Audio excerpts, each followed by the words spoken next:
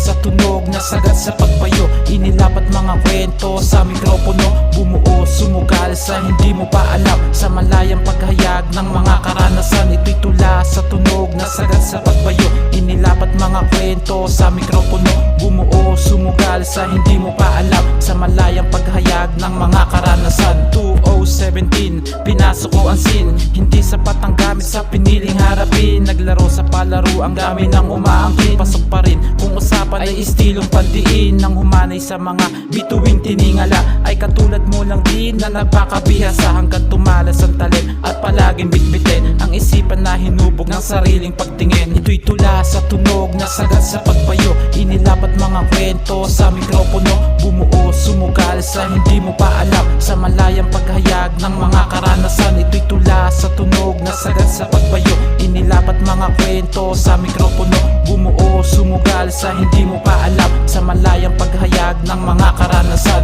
Umandar ang panahon kasabay aking paa. Lumipas mga oras na natitira, manatili kang gutom sa likod ng iyong pangil. Walang pagkadala to, siguro nga ay dahil madaming dadating sa ilan mong hiniling. Pinto'y magbubukas kung iyong kakatukin. Likay palaguin kasabay ng paggalaw. Ituring mong panalo ang hindi mo pag-ayaw. Tagumpay ang bebelta sa mga kumontra. Gawin mo lang sangkap ang hinalat pagdududa. Ilatag mo ay bomba, panapat na obra. Bara sa bara, batang 90. Hindi ko tinigilan hanggang sa mauga ko ang mga kukoteng kulang sa punla. Panibagong pahina na mula sa pagkabuelo. Dala pa din ay street na mula sa Amadeo. Ito'y tula sa tunog na sagad sa pagbayo. Inilapat mga kwento sa mikropono, bumuo, sumugal sa hindi mo pa alam. Sa malayang paghayag ng mga karanasan, ito'y tula sa tunog na sagad sa pagbayo.